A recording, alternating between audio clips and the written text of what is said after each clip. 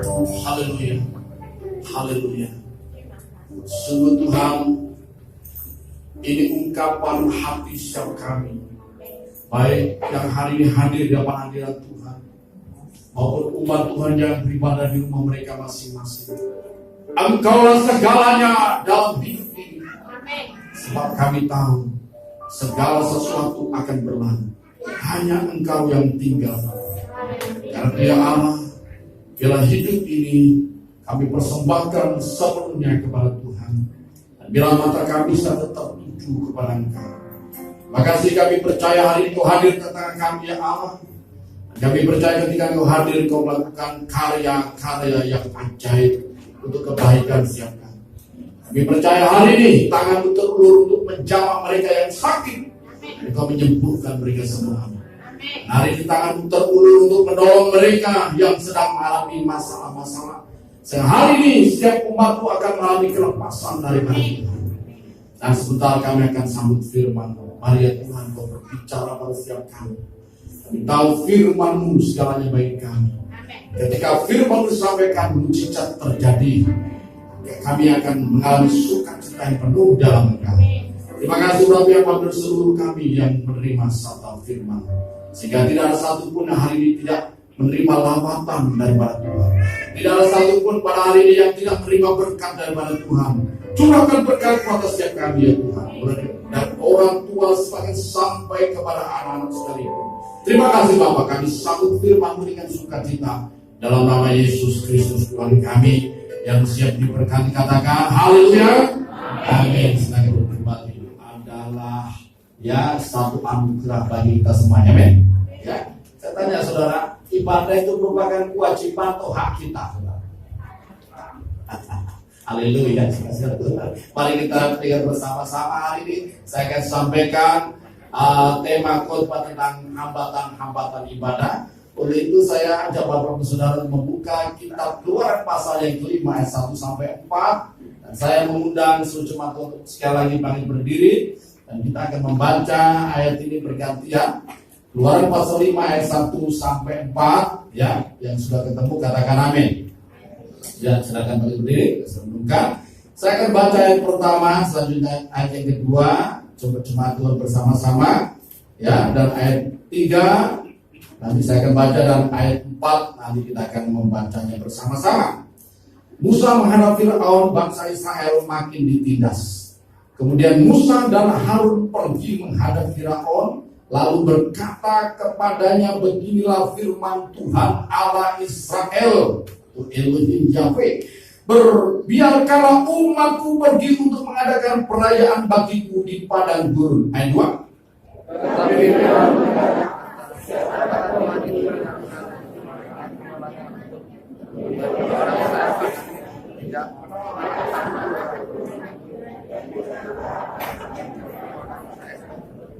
Lalu kata mereka, Allah orang Ibrani telah menemui kami, izinkanlah kiranya kami pergi ke padang gurun 3 hari perjalanan jauhnya untuk mempersembahkan korban kepada Tuhan Allah kami, supaya jangan nanti mendatangkan kepada kami penyakit sampar atau pedang. Ayat 4 kita bersama-sama membacanya 2-3. Tetapi Raja masih berkata kepada mereka, Musa dan Harun, mengapakah kamu bawa bangsa ini melalaikan pekerjaannya? Pergilah melakukan pekerjaanmu. Silakan kembali. Saudara yang saya kasih dalam Tuhan, kita tahu sejarah umat Tuhan, yaitu umat Israel. Bagaimana umat Israel ini, mengapa mereka berada di Mesir, tepatnya di tanah Gosyen. Saudara, kita tahu dimulai dari sejarah Yusuf, ketika Yusuf dijual sebagai budak di Mesir. Karena pada waktu itu terjadi dan pada zaman Yusuf itu, setelah Yusuf menerima mimpi dari Tuhan, menerima wahyu bahwa akan terjadi masa kelimpahan selama 7 tahun dan masa kelaparan selama 7 tahun, saudara, maka Yusuf pada waktu itu diangkat oleh Firaun, saudara, Yusuf diangkat oleh Firaun untuk menjadi perdana menteri, orang kedua di tanah Mesir, saudara Tuhan, dan kita tahu sejak Yusuf menjadi orang kedua di tanah Mesir, maka yang terjadi ya, yaitu seluruh keluarga Yakub ya, seluruh keluarga Yakub yaitu bapaknya ya, dengan 11 orang anaknya yang lain diboyonglah ke Mesir. Seluruhnya berjumlah 73 orang, saudara yang saya kasih Tuhan.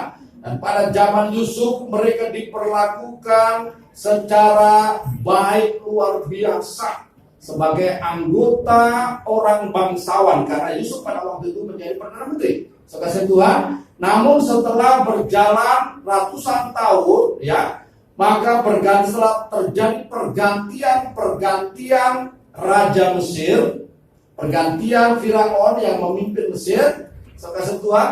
Nah, kemudian orang Mesir tidak mengerti lagi sejarah tentang keberadaan orang Israel. Mengapa ini orang Israel ada atau orang Ibrani ada di tanah Mesir? Maka kemudian Firaun yang berikutnya melakukan penindasan kepada umat Tuhan.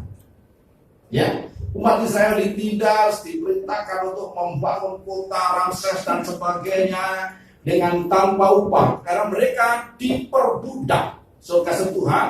Dan kemudian mereka berteriak kepada Tuhan.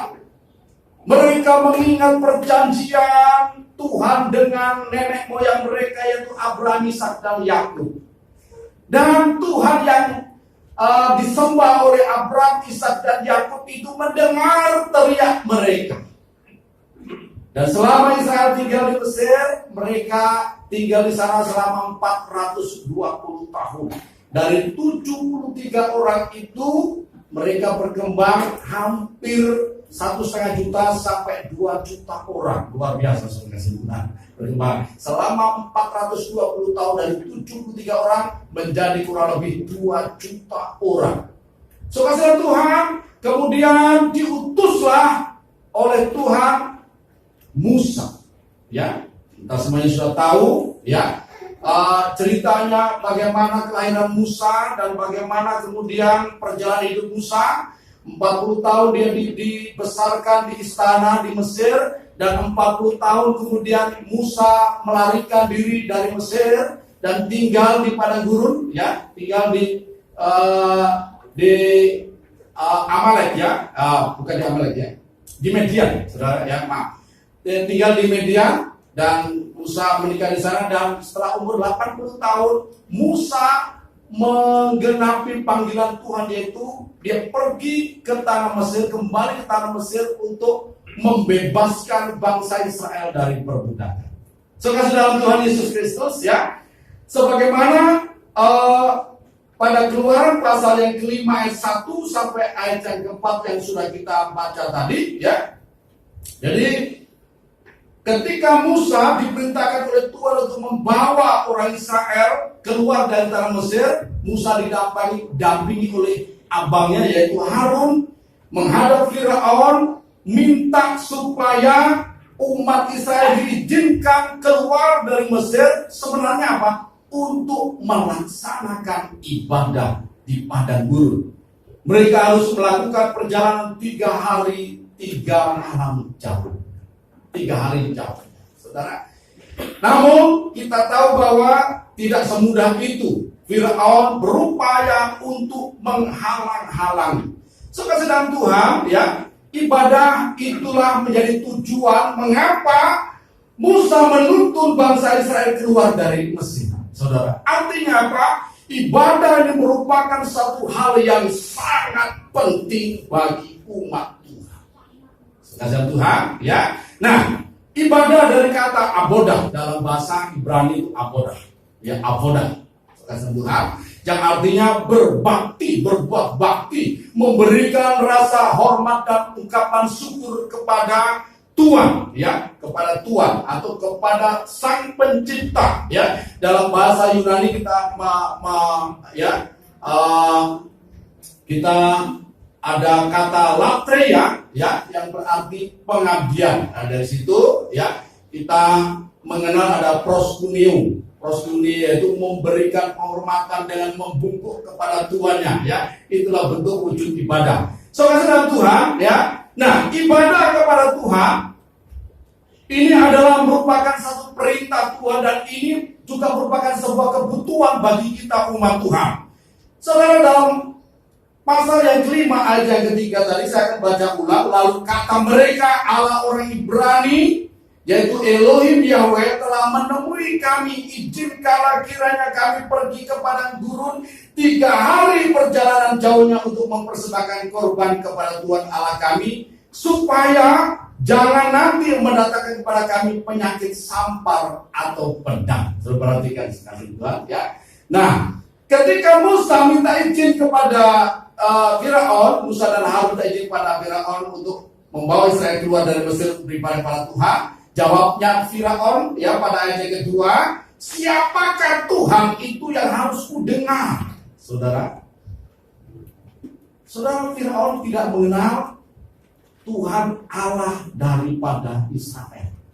Setiap bangsa pada waktu itu mempunyai Tuhan mereka masing-masing. Saudara Tuhan, ya di Mesir mereka punya Allah, mereka menyembah Ra, mereka menyembah juga matahari dan sebagainya. Saudara Tuhan, ya toh? Nah, dan di bangsa-bangsa lain ada juga dikenal dengan nama Baal, Asitoret dan sebagainya. Tetapi firman Tuhan katakan hanya di Israel Allah yang hidup. Ya. Dalam 1 Tawarik pasal 16 ayat 26 kalau tidak salah itu, saudara, di sana dikatakan bahwa semua Allah bangsa-bangsa adalah berhala, tetapi Allah Israel adalah Allah yang hidup. Ya. Tuhan Allah Israel adalah Allah yang hidup. Saudara, nah, ibadah ini merupakan satu perintah yang diberikan oleh Tuhan melalui Musa kepada bangsa Israel untuk dilakukan. Saudara Tuhan, dan dalam Ulangan pasal 10, ya, Ulangan pasal 10 ayat 12 sampai 13, setelah umat Israel ini dipimpin keluar oleh Musa, ya, kita lari dulu ke Ulangan pasal 10, ya, ayat yang ke-12 sampai 13, saya akan bacakan demikian. Maka sekarang hai orang Israel, apakah yang dimintakan daripadamu oleh Tuhan Allahmu selain daripada takut akan Tuhan Allahmu, hidup menurut segala jalan yang ditunjukkannya, mengasihi Dia, beribadah kepada Tuhan Allahmu dengan segenap hatimu dan dengan segenap jiwamu, berpegang pada perintah dan ketetapan Tuhan yang kusampaikan pada hari ini, supaya baik keadaanmu. Nah, saudara Tuhan, ibadah selanjutnya ini merupakan permintaan daripada Tuhan. Apakah yang diminta daripadamu oleh Tuhan setelah umat Israel ini dibawa keluar dari Mesir? Saudara Tuhan, ya. Namun kita akan kembali lagi kepada mengapa orang Israel mengalami hambatan, ya, saudara Tuhan, ya. Nah, kemudian ibadah ini selanjutnya dijadikan hukum oleh Tuhan. Kita mengenal ada 10 hukum, ya, 10 hukum Tuhan, ya, yang menjadi dasar daripada semua hukum yang lainnya. Saudara kasih Tuhan, dalam Keluaran pasal 20 ayat 1 sampai 17 itu. Dan anak-anak sekolah minggu saya harapkan 10 hukum ini sudah hafal. Amin. Ya, halo guru sekolah minggu. Saya minta anak-anak kita sekolah minggu ini harus sudah hafal 10 hukum firman Tuhan. Ya kan? Anak-anak remaja yang masuk remaja ini harus hafal. Ya, pengurus jemaat GB Bukit Sion harus hafal 10 hukum. Amin. Ya, para gembala sektor, gembala komsel harus hafal 10 hukum. Ya. Amin. Ya, dan hukum, ya, hukum yang keempat itu adalah tentang ibadah. Dalam Keluaran pasal 20 ayat 8 sampai ayat yang ke-11. Keluaran pasal 20 ayat 8 sampai 11 saya akan bacakan dari 10 hukum itu, ya. Pada hukum yang keempat itu adalah tentang ibadah. Ingatlah dan kuduskanlah hari Sabat. 6 hari lamanya engkau akan bekerja dan melakukan segala pekerjaanmu. Tetapi hari ke-7 adalah hari Sabat Tuhan Allahmu. Maka jangan melakukan sesuatu pekerjaan engkau atau anakmu laki-laki atau anakmu perempuan atau hambamu laki-laki atau hambamu perempuan atau hewanmu atau orang asing yang di tempat kediamanmu. Ayat 11, saudara, kita baca bersama-sama 2, 3. Sebab 6 hari lamanya Tuhan menjadikan langit dan bumi, laut dan segala isinya, dan ia berhenti pada hari ke-7. Itulah sebabnya Tuhan memberkati hari Sabat dan menguduskannya. Sekali dalam Tuhan, ya, hukum Tuhan, ya, harus dilakukan oleh setiap umat Tuhan. Dan hukum yang keempat adalah ingat dan kuduskanlah hari Sabat. Siapa yang disuruh menguduskan? Seluruh umat Israel. Ya, satu keluarga, bahkan semua orang yang ada dalam keluarga itu, termasuk orang yang bekerja dalam keluarga itu, harus semuanya beribadah kepada Tuhan. Saudara, karena apa? Hari ke-7 itu adalah hari Sabat Tuhan. Saudara dalam Tuhan, ya. Nah, mengapa? Karena ibadah itu memberikan manfaat yang luar biasa bagi setiap kita, saudara. Ibadah itu memberikan manfaat yang luar biasa. Dalam 1 Timotius pasal 4 ayat yang ke-8, ya, Rasul Paulus memberikan nasihat ini kepada anak didiknya, yaitu Timotius, supaya Timotius sungguh-sungguh memperhatikan hal ini dan mengingatkan kepada umat Tuhan agar mereka tidak pernah melalaikan hal yang penting ini, yaitu ibadah. Ya, 1 Timotius pasal 4 ayat yang ke-8 saya akan bacakan. Latihan badan terbatas gunanya, tetapi ibadah itu berguna dalam segala hal, karena mengandung janji baik untuk hidup ini maupun untuk hidup yang akan datang. Haleluya, saudara Tuhan. Ibadah itu mengandung janji. Janji apa, saudara? Janji Tuhan. Untuk hidup ini maupun untuk hidup yang akan datang. Saya bicara soal hidup ini. Ya. Hidup ini bisa berbicara mengenai hari ini atau selama kita tinggal di bumi. Ini bisa kita artikan hidup ini, saudara, atau hidup yang kita hidupi ini, saudara. Ya. Nah, saudara dalam Tuhan, dalam Keluaran pasal 23, ya, Keluaran pasal 23 ayat 25 sampai 27. Ini bukan ayat yang asing bagi jemaat GP Bukit Sion, ya. Saya harapkan seluruh jemaat ini memahami ini. Keluaran pasal 23 ayat 25 sampai 27 saya akan bacakan begini, manfaat ibadah buat kita semuanya. Tetapi kamu harus beribadah kepada Tuhan Allahmu, maka Ia akan memberkati roti makananmu dan air minumanmu, dan aku akan menjauhkan penyakit dari tengah-tengahmu. Yang pertama, ya, manfaat ibadah. Tuhan akan memeliharakan kita dengan sempurna.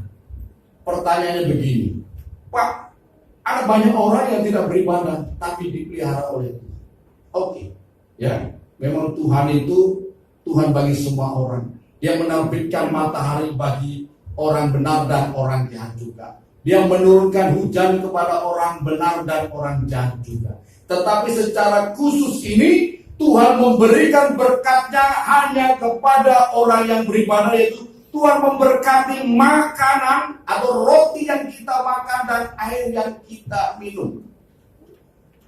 Kebutuhan umat manusia bukan hanya makanan jasmani saja, nasi pecel, nasi rawon, roti dan sebagainya, bukan hanya itu, tapi juga makanan untuk jiwa kita, makanan untuk rohani kita, dipenuhi dan diberkati oleh Tuhan, sehingga kita memiliki damai sejahtera dan kesejahteraan lahir dan batin. Saudara, itu kalau orang beribadah benar kepada Tuhan. Ya. Makanya dalam ibadah ini saudara juga sedang disuguhi, disajikan makanan rohani, yaitu firman Tuhan. Sehingga kita mengalami, ya, damai sejahtera, ketenangan, kepuasan dalam hidup ini. Karena apa? Karena firman yang kita terima itu makanan untuk roh kita, makanan untuk jiwa kita. Saudara-saudara, ya, itu akan diberkati semuanya. Kemudian ayat 26, tidak akan ada di negerimu perempuan yang keguguran atau mandul. Aku akan menggenapkan tahun umurmu. Kepada orang yang beribadah, Tuhan berjanji bahwa tidak akan ada perempuan yang keguguran, tentunya perempuan yang sudah menikah. Amin. Ya, kalau ada perempuan yang tidak menikah keguguran, perlu didoakan kelepasan. Amin. Haleluya. Amin, saudara. Iya. Dan menikah terus tiba-tiba kedengaran keguguran. Wah, ini mujizat lain yang terjadi. Haleluya. Ya. Nah, Tuhan akan menggenapkan tahun umur hidup kita ditentukan oleh Tuhan sejak zaman Musa itu, saudara, 70 sampai 80 tahun. Jadi 3.500 tahun yang lalu Tuhan menetapkan umur hidup manusia menjadi 70 sampai 80 tahun saja. Sebelumnya kita tahu umur nenek moyang kita, generasi manusia pertama, generasi 10 generasi pertama, saudara, itu rata-rata 900 tahun umurnya. Luar biasa kan? Ya. Kemudian generasi yang berikutnya 10 manusia, generasi yang kedua itu rata-rata 600 tahun sampai paling rendah, ya, umurnya Abraham 175 tahun, itu paling singkat 175 tahun. Tapi setelah zaman Musa sendiri umur 120 tahun, Tuhan memotong, dikoting lagi umur manusia menjadi 70 sampai 80 tahun. Dan itu pun kita sudah rasa puas. Amin.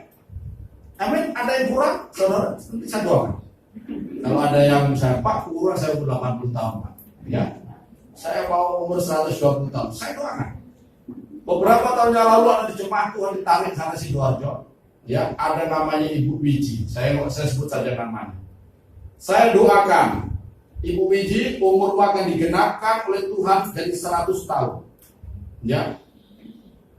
Saya sekali waktu pulang ke Sidoarjo, saudara, ketemu sama Bu Wiji, ini sudah tua, 80 tahun. Dia marahi saya. Gara-gara kamu saya sudah susah begini. Ya, maksudnya pada mati-mati. Temannya sudah mati. Ya. Kenapa, Mbak? Saya bilang gitu ya. Tolong doakan aku lah supaya aku tidak terlalu lama hidup. Ya. Sudah capek rasanya. Saudara, orang kalau sudah tua, saudara, permintaan cuma satu, pulang.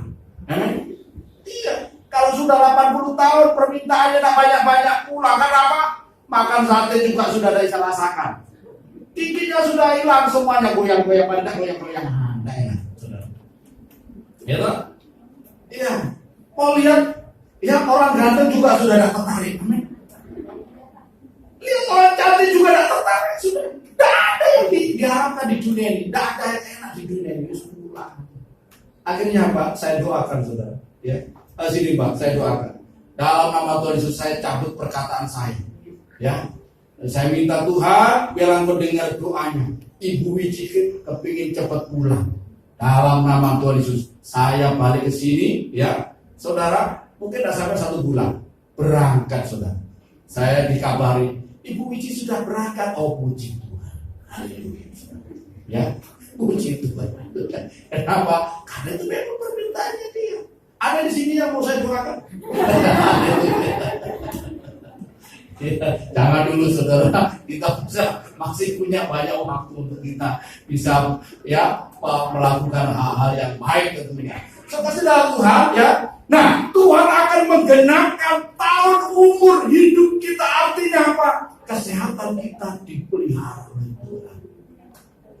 Bukan hanya digenapkan sampai 70-80 tahun tapi hidupnya susah. Nah, Tuhan akan memberikan kebahagiaan, memberikan kesehatan. Ini janji Tuhan kepada orang yang sungguh beribadah kepada Tuhan. Amin.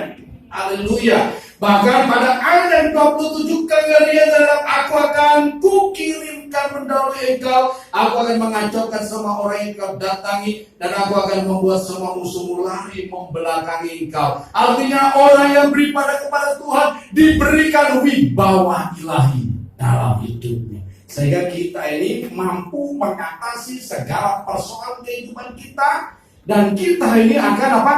Saudara, memberikan pengaruh untuk lingkungan di mana kita berada. Bahkan bisa skupnya lebih besar. Kenapa? Karena ada wibawa ilahi yang menyertai setiap orang yang beribadah kepada Tuhan.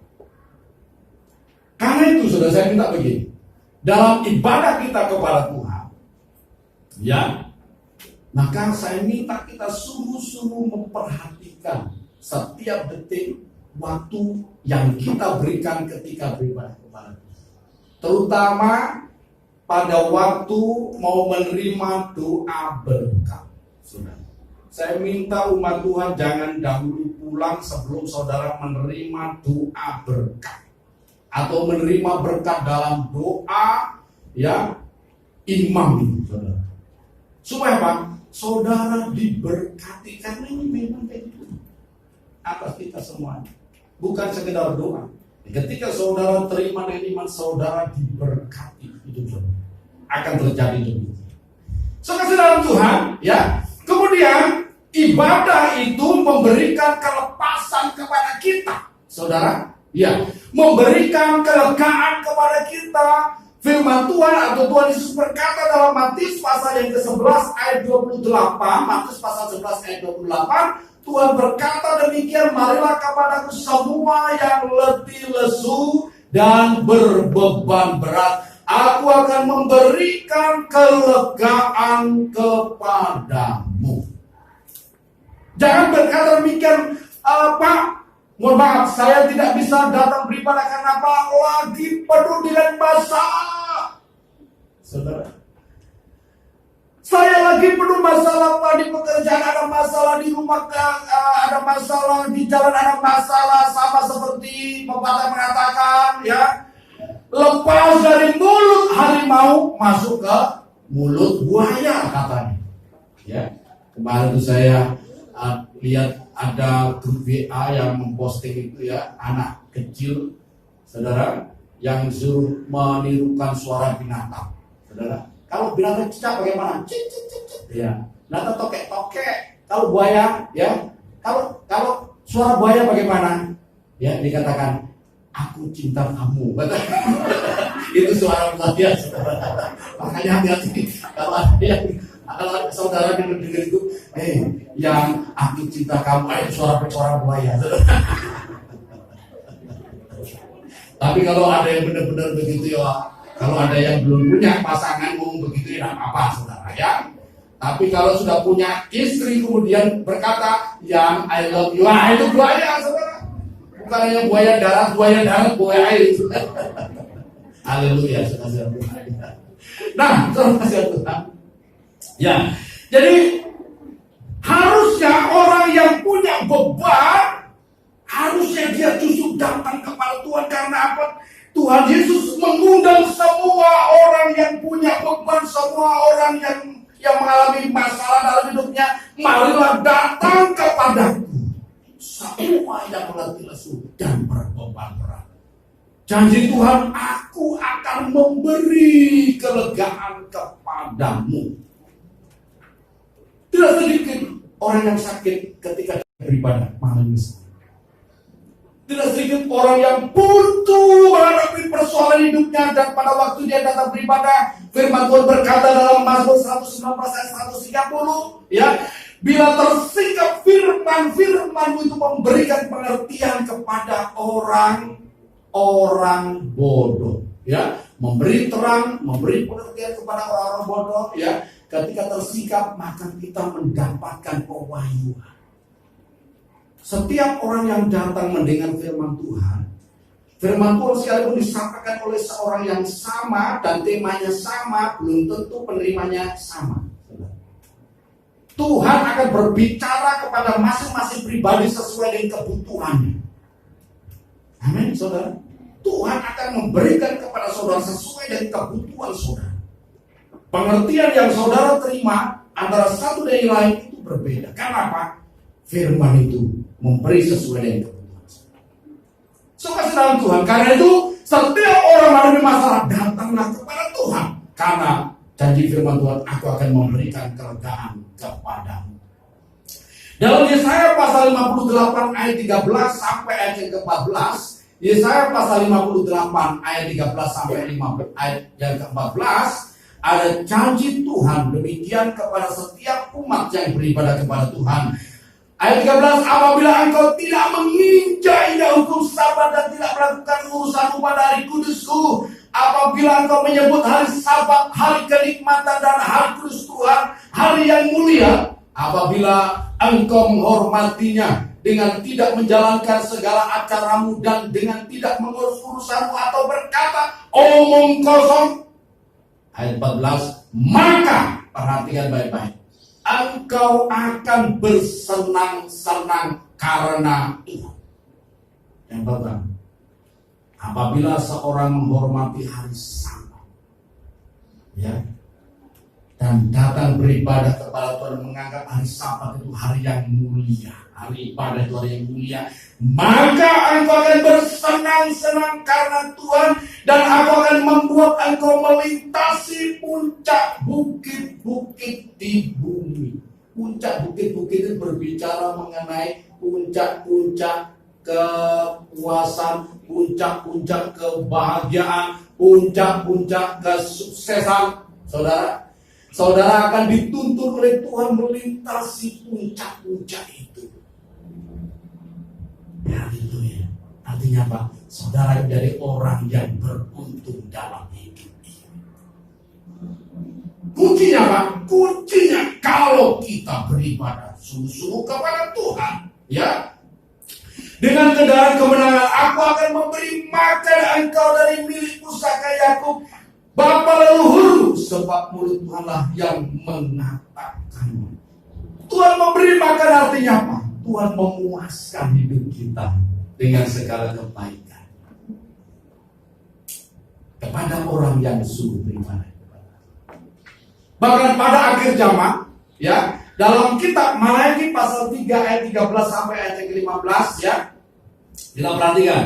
Nah, sekarang ini ada beberapa orang yang mungkin saja salah mengartikan dalam ibadah, ya. Nanti saya akan jelaskan soal ini, ya. Dalam Malaki pasal 3 ayat 13 sampai ayat yang ke-18, ada beberapa orang yang mengatakan bahwa tidak perlu ibadah itu datang ke gereja.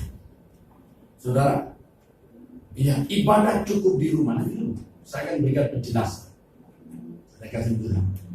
Ada yang bahkan menuliskan begini di status media sosial, sekarang ini jemaat Tuhan dikembalikan kembali seperti era zaman gereja mula-mula, yaitu jemaat beribadah di rumah mereka masing-masing, dan kepala keluarga cukup menjadi imam, ya, atau cukup kepala keluarga yang menjadi imam.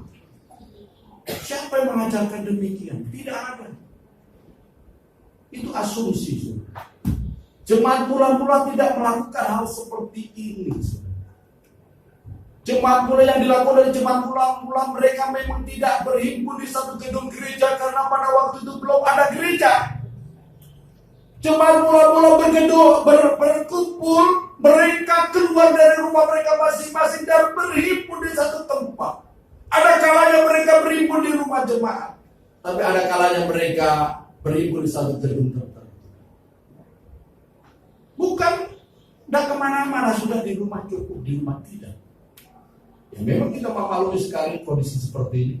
Namun jangan kita kemudian, ya, terbawa ke sini, ya, pengertiannya. Nah, ibadah itu berhimpun. Nanti saya akan jelaskan soal ini lebih lanjut. Nah, perlu kita perhatikan pada ayat 13 sampai ayat 18 dalam Malaki pasal 3 ini, Tuhan sempat marah kepada orang-orang yang berkata demikian. Bicaramu kurang ajar tentang aku, firman Tuhan. Tetapi kamu berkata, apakah kami bicarakan di antara kami tentang engkau? Kamu berkata adalah sia-sia beribadah kepada Allah. Apakah untungnya kita memelihara apa yang harus dilakukan terhadapnya dan berjalan dengan pakaian perkabut dan Tuhan semesta alam? Oleh sebab itu kita ini menyebut berbagai orang-orang yang gegabah. Bukan saja muncul orang-orang yang berbuat fasik itu, tetapi dengan mencobai Allah pun mereka luput juga. Beginilah berbicara satu sama lain orang-orang yang takut akan Tuhan. Tuhan memperhatikan dan mendengarnya. Sebuah kitab peringatan ditulis yang apanya bagi orang-orang yang takut akan Tuhan dan bagi orang-orang yang menghormati namanya. Mereka akan menjadi milik kesayanganku sendiri, firman Tuhan semesta alam. Pada hari yang kusiapkan, aku akan mengasihani mereka sama seperti seorang mengasihi anaknya yang melayani dia. Ayat 18 kita akan baca bersama-sama, 2, 3. Maka kamu akan melihat kembali perbedaan antara orang benar dan orang fasik, antara orang yang beribadah kepada Allah dan orang yang tidak beribadah kepada. Selalu perhatikan. Di antara umat Tuhan berembus satu rumor, satu kasak kusuk. Kita percuma beribadah, ya. Kadang kita tidak menjadi lebih baik dengan orang lain. Kita beribadah, kita oleh masalah dan sebagainya. Hati-hati. Minggu yang lalu saya sampaikan mengenai ujian dan pencobaan, berkat-berkat, ya, di balik ujian dan pencobaan. Mengapa orang beribadah kadang-kadang Tuhan izinkan masalah? Tuhan sedang melatih, menguji kita semuanya. Untuk kita, ya, untuk Tuhan dapat menemukan kemurnian dalam hati kita, kemurnian hidup kita. Ya, seperti kita menyanyi, ku rindu hati yang murni. Haleluya. Ya, jangan hanya kita ini minta saja, kemudian Tuhan juga mau lihat apakah sudah hati kita murni, bersungguh-sungguh mengasihi Tuhan, beribadah kepada Tuhan, saudara. Sekasihan Tuhan, ya. Maka ada beberapa orang yang tidak mengerti akan kehendak Tuhan, tidak mengerti akan firman Tuhan, berkata percuma beribadah kepada Tuhan. Firman Tuhan berkata, bicaramu kurang ajar. Bukan saya yang mau menulis firman. Bicaramu kurang ajar tentang aku. Hati-hati. Memang lidah tak bertulang. Amin. Hanya setahu saya, hanya satu saja makhluk di dunia ini yang lidahnya bertulang. Lidah ayam. Tapi sekali waktu, saudara, saya seumur-umur sampai umur sekian ini, saya baru pernah makan, ya, saudara, masakan yang belum pernah saya jumpai dimanapun. Ketika ada jemaat Tuhan yang membuka restoran, saudara, saya diundang makan dan saya disediakan menu khusus. Apa itu, saudara? Lidah bebek 1 piring, 1 porsi penuh lidah bebek. Saya waktu itu heran. Lidah bebek ini banyak, berapa ekor bebek jadi korban, saudara. Saya pikir bagaimana, apakah enak? Saya coba, enak rupanya, saudara. Rupanya di Amerika sana keras lakunya, saudara. Keras maksudnya, saudara. Laku keras, saudara. Mahal, lidah bebek. Dan saudara yang belum pernah merasakan lidah bebek, saudara pergi ke, ke pasar, pesen di situ pemotong bebek, pesen lidahnya saja, saudara. Kalau sudah kumpul masak, panggil saya, saudara. Haleluya. Dia makan sendiri saja. Ya. Nah, saudara Tuhan, firman Tuhan kepada orang yang berkata sembrono tentang ibadah ini, Tuhan berkata, bicara murah. Hati-hati ngomong sama Tuhan. Kita ini apalagi ngomong di hadapan Tuhan. Ini ngomong di mana saja Tuhan dengar. Jangan pikir, oh kalau aku ngomong waktu ibadah Tuhan dengar. Saya kasih tahu, sekalipun saudara ngomong di kamar mandi bisi-bisi, Tuhan juga dengar. Amin. Tuhan dengar, makanya hati-hati kita berbicara. Nah, firman Tuhan katakan kepada orang yang beribadah kepada Tuhan, Tuhan akan mengadakan perbedaan pada akhirnya antara orang yang beribadah dan orang yang tidak beribadah.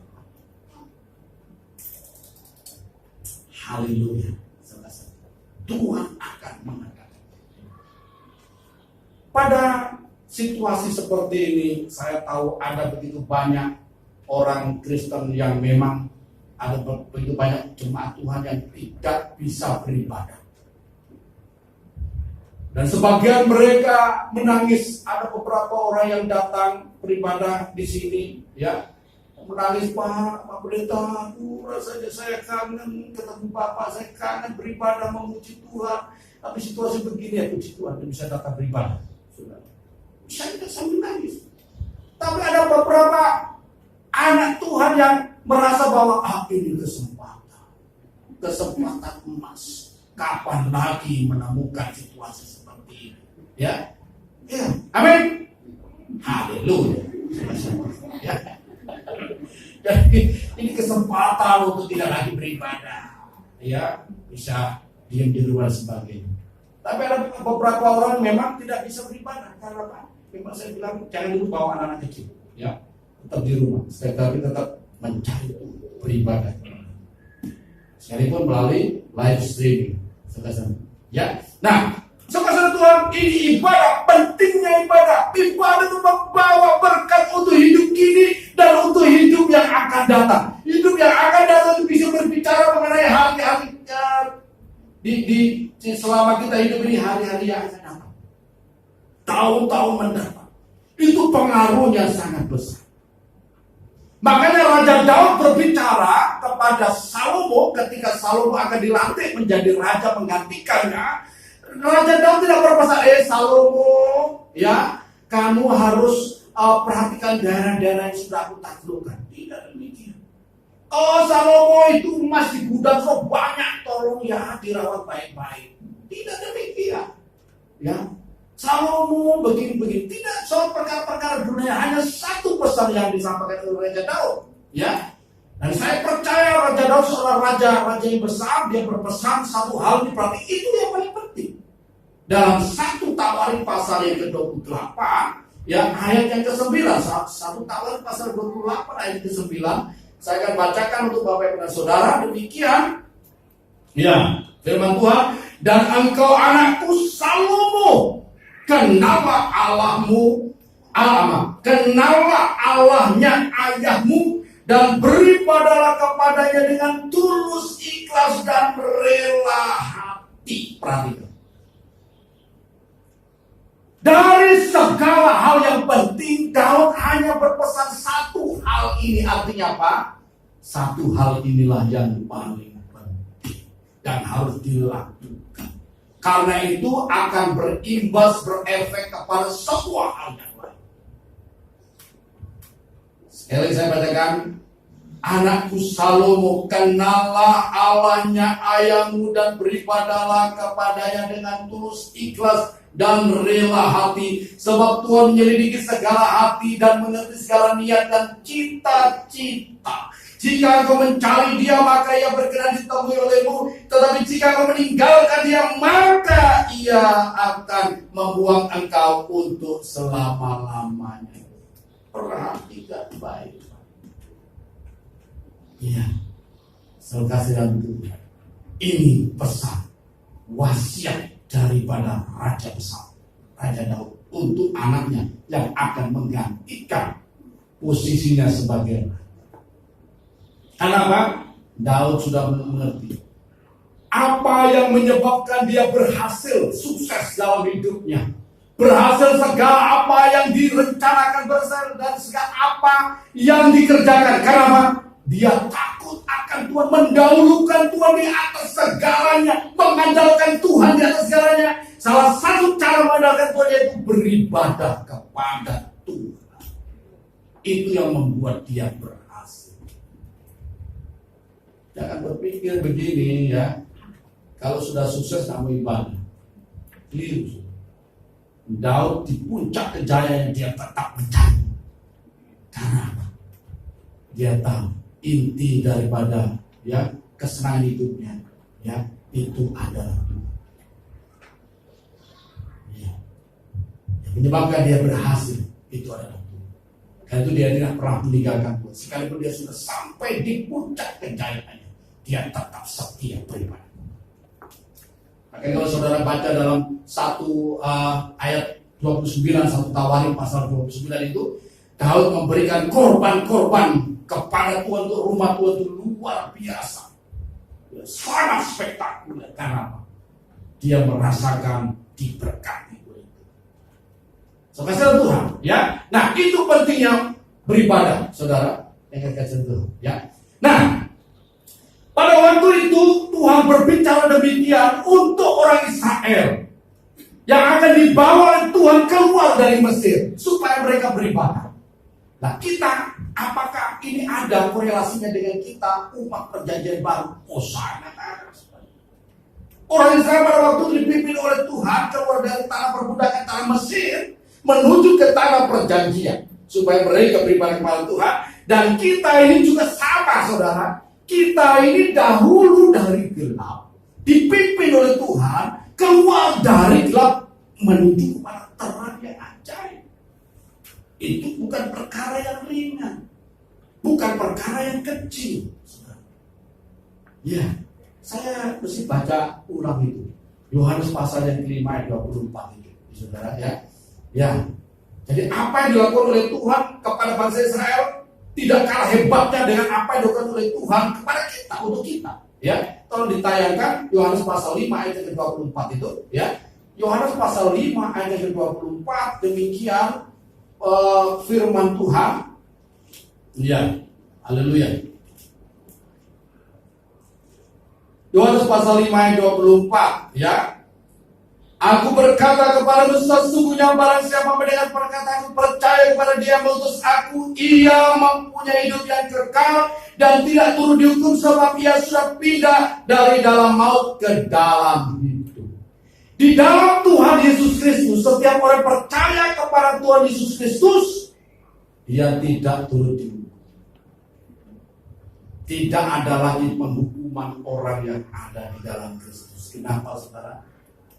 Sebab Kristus sudah menanggung semua hukuman saya dan saudara. Iya. Bukan berarti kemudian kita enak-enak karena Yesus sudah menanggung hukuman kita terus berbuat dosa. Bukan begitu artinya. Artinya sebelum kita mengenal Kristus, segala hukuman kita, ya, segala dosa kita ditanggung oleh Tuhan Yesus. Tapi setelah kita ini mengenal Kristus dan kita sudah dipindahkan dari dalam gelap kepada terang, saudara, kepada hidup yang kekal, hiduplah sebagai anak-anak terang. Jangan mendukakan roh Tuhan yang sudah diberikan oleh Tuhan kepada kita, para saudara saudara, dengan hidup dalam dosa. Orang Kristen yang hidup dalam dosa, dia mendukakan Tuhan. Sekalipun saudara datang beribadah dan saudara menyanyi di sini, menyenangkanmu, maka malaikat di surga bergebes. Saudara ngerti bergebes? Kalau saudara hidup dalam dosa, kemudian saudara berkata, menyanyi menyenangkanmu, pada hidup saudara sejatinya itu mendukakan hati Tuhan. Kalau toh sekali waktu saudara jatuh dalam dosa, saudara punya hati, punya pembela, punya imam besar yang berdiri di hadapan Bapa untuk menjadi pembela kita. Kita datang kepada Kristus yang kita mengaku dosa, maka firman Tuhan katakan, maka dosa kita akan diampuni. Tapi kembali lagi, jangan berbuat dosa lagi. Ya. Jadi kita umat perjanjian baru sudah dikeluarkan dari dalam kegelapan masuk ke dalam terangnya yang ada. Ya, dalam 1 Petrus pasal yang kedua ayat yang ke-9 dan ayat yang ke-10 lebih jelasnya saya akan bacakan demikian. 1 Petrus pasal 2 ayat 9, ya.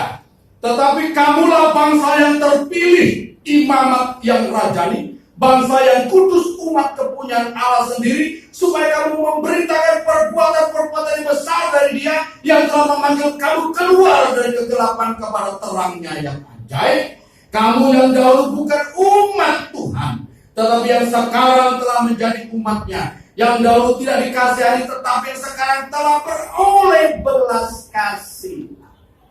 Haleluya. Ya, ya, saudara.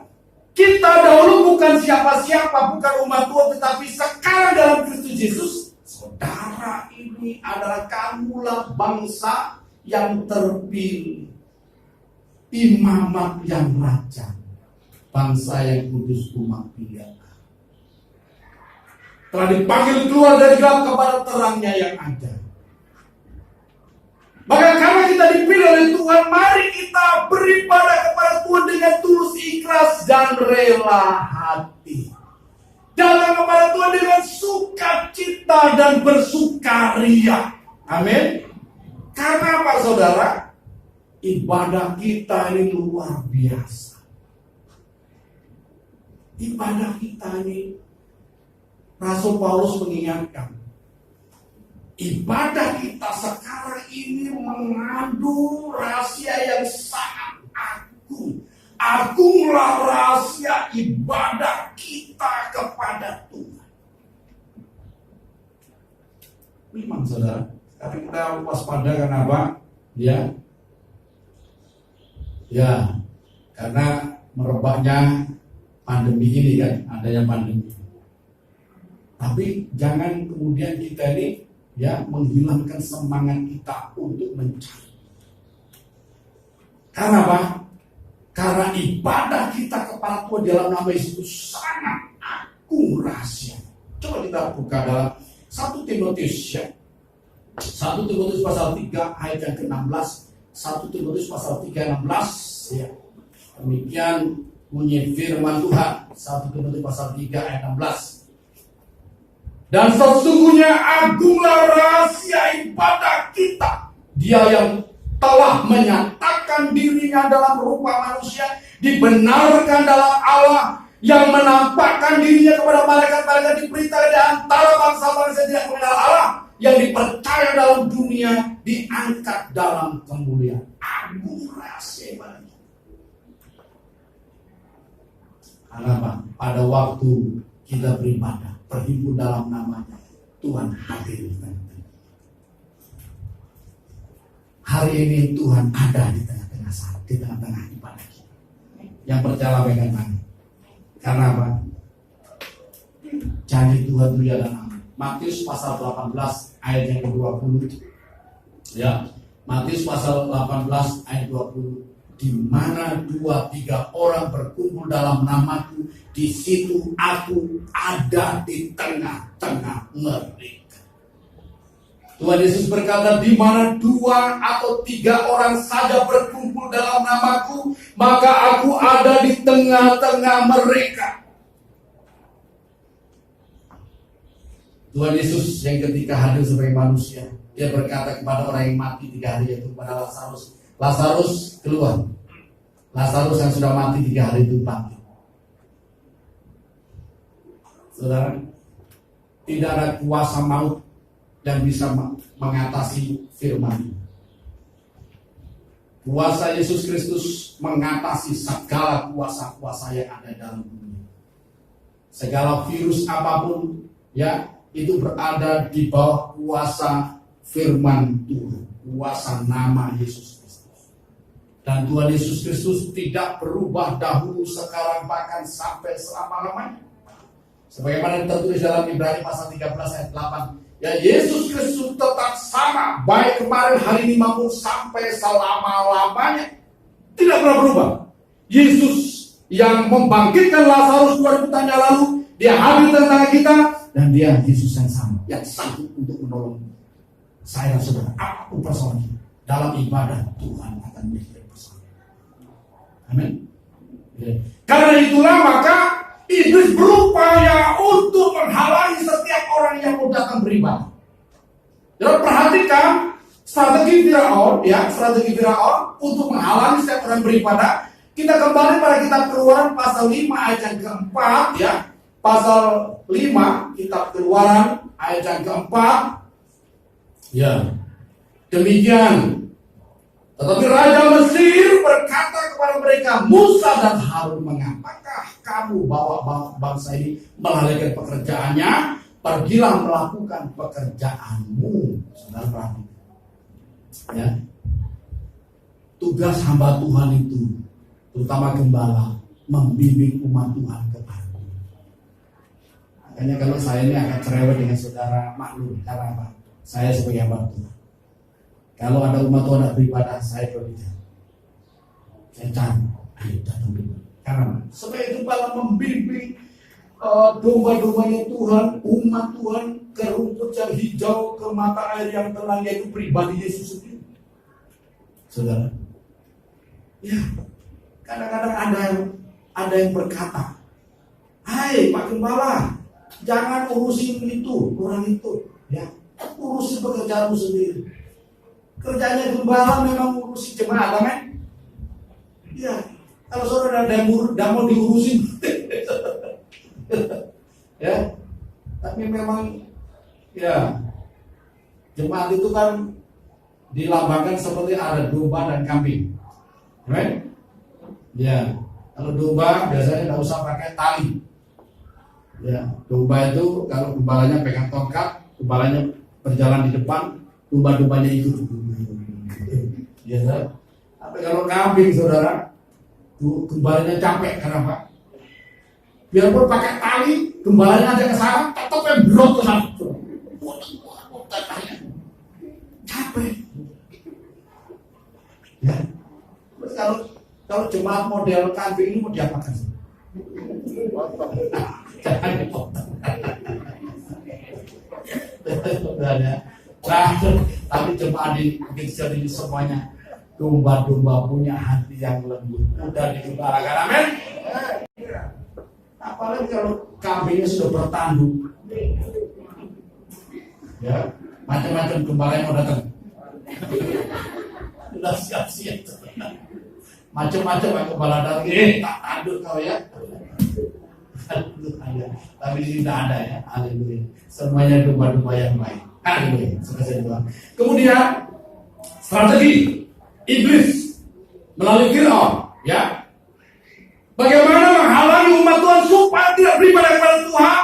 Pada ayat yang ke-9 saya akan bacakan, pekerjaan orang-orang ini harus diperberat sehingga mereka terikat kepada pekerjaannya dan jangan memperdulikan perkataan dusta.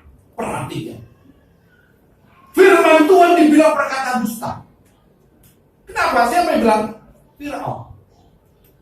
Ya, merupakan, ya, perlambang daripada kuasa kegelapan.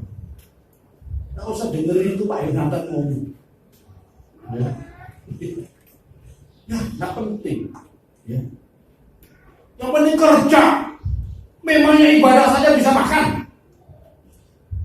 Memangnya ibadah saja bisa punya duit. Kerja yang penting. Kerja. Hidup itu kerja. Kerja keras banting tulang. Amin. Saudara, saya kasih dulu. Pekerjaan itu datang dari Tuhan. Amin. Iya. Firman Tuhan katakan, berkat Tuhanlah yang menjadikan kami susah payah tidak akan menambah. Di mana tuh ayatnya? Amsal pasal 10. Ya, saya lupa. Ya, berkat Tuhanlah yang menjadikan. Saudara, biar kerja sampai membanting tulang, kepala jadi kaki, kaki jadi kepala, kalau tidak diberkati Tuhan, tidak akan mendatangkan hasil yang baik. Tidak akan memberikan hasil yang maksimal. Atau mungkin saudara benar bekerja dan memberikan hasil yang maksimal, yang optimal. Tetapi kalau tidak diberkati Tuhan, saudara hanya menjadi penonton pada akhirnya. Tidak bisa menikmati hasil pekerjaan saudara. Ada beberapa banyak orang yang mengalami hal demikian. Dia bisa menumpuk kekayaan uangnya di bank bertriliun-triliun saudara. Tetapi dia tidak bisa menikmati hasil pekerjaan itu, hanya menonton saja orang lain yang menikmati.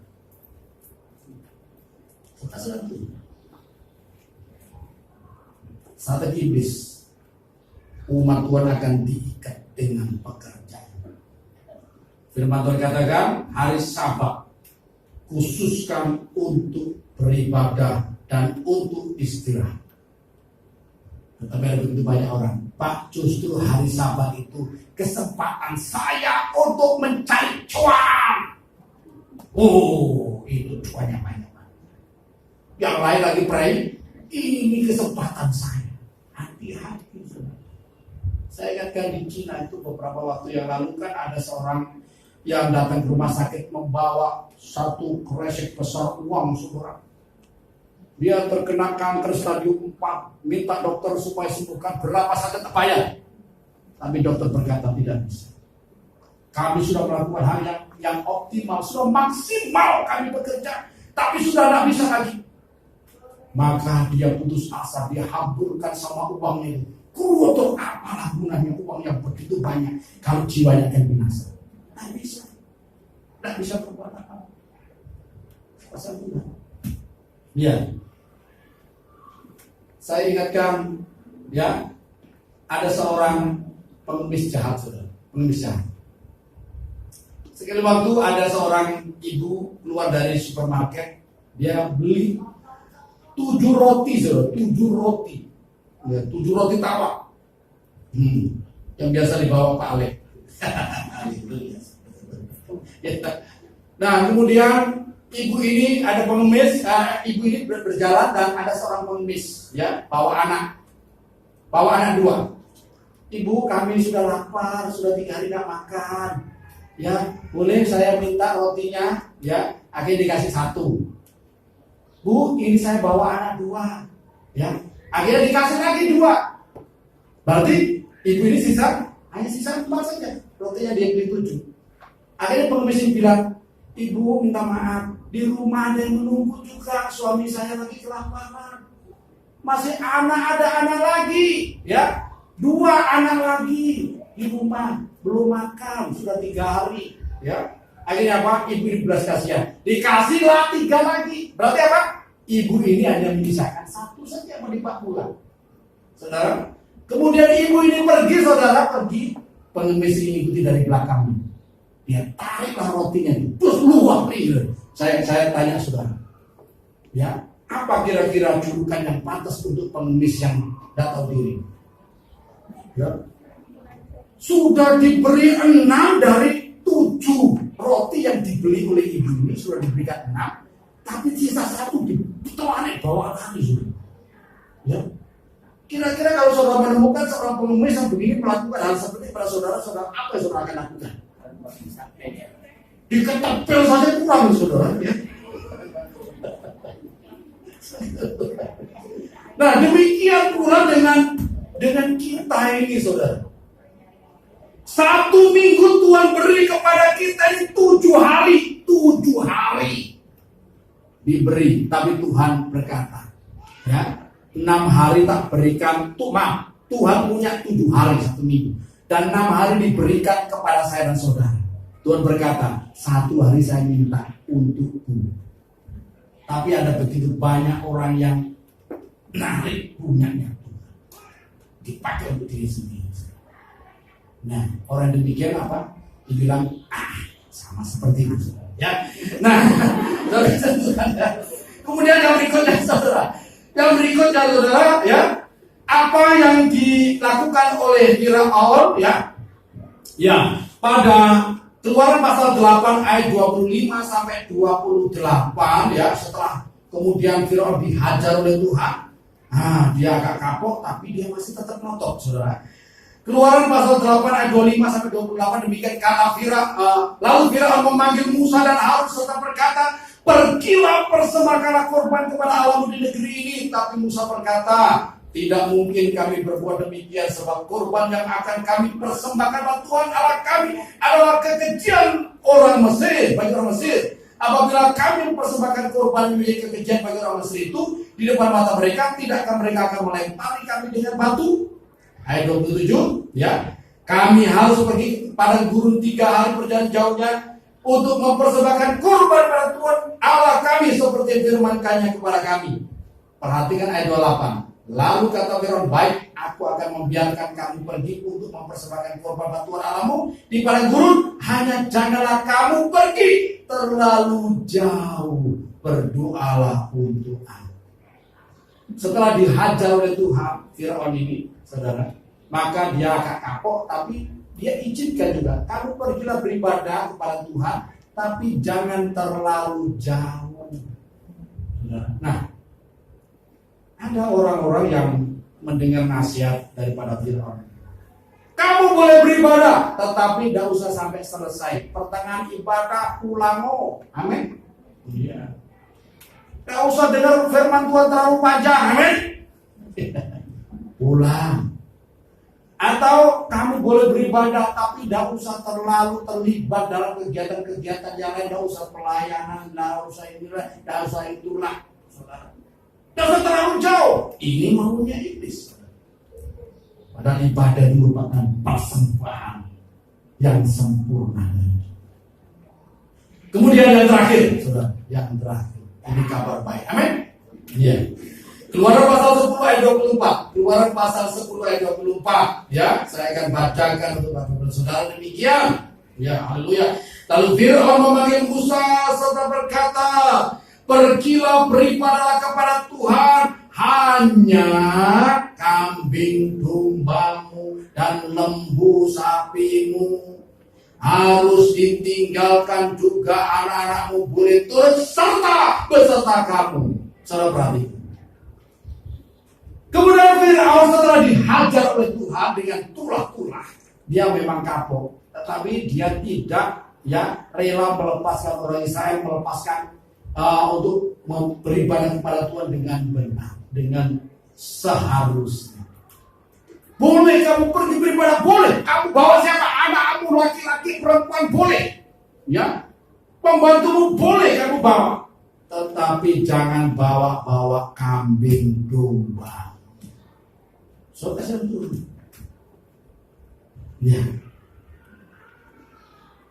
Ada orang beribadah pada Tuhan, ya, dan berkata, kita beribadah, jangan sampai ada di dompetmu, ya, uang yang lebih.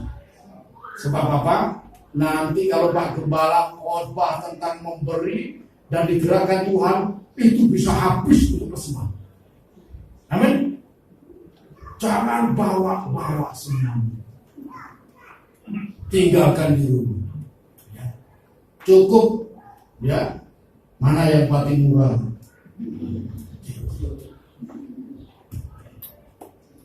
Saudara-saudara, saya disampaikan. Ibadah wujud daripada ibadah kita adalah pengorbanan, persembahan korban. Pertama, tubuh kita hidup kudus. Kemudian ada korban pelayanan, korban waktu, korban keuangan kita, ada persembahan 1/10 kita, ada persembahan syukur. Bahkan di minggu-minggu yang minggu pertama, minggu ketiga itu ada persembahan sarpras, persembahan diakonia. Berikanlah yang terbaik, firman Tuhan kata. Korban, bahkan memberi itu sampai korban. Kalau korban itu artinya apa? Sampai sakit maksudnya. Korban. Ya, jadi pacaran. Maka firman Tuhan kata, kalau kita memberi korban, kita diterima oleh Tuhan, maka Tuhan akan melimpahkan segala kasih karunia dan berkatnya kepada kita semua. Amin, saudara. Nah, jadi peringatan buat setiap orang, ya. Setiap orang yang melarang umat Tuhan untuk beribadah akan kena tulah dari. Amin. Ya, perhatikan baik. Setiap orang siapapun yang melarang umat Tuhan untuk datang beribadah akan kena tulah, ya, oleh Tuhan. Ya, sama seperti yang diberikan kepada Fir'aun dan Mesir. Ya, sampai akhirnya anak sulung mereka semuanya mati. Baru umat Israel boleh keluar untuk beribadah kepada Tuhan. Hari ini saudara, baiklah kita menganggap jam ibadah kita itu merupakan hari jam kenikmatan untuk kita menikmati hadirat Tuhan, untuk kita menikmati berkat-berkat Tuhan yang disediakan oleh Tuhan untuk saya dan saudara yang datang pada Tuhan. Tuhan Yesus memberkati.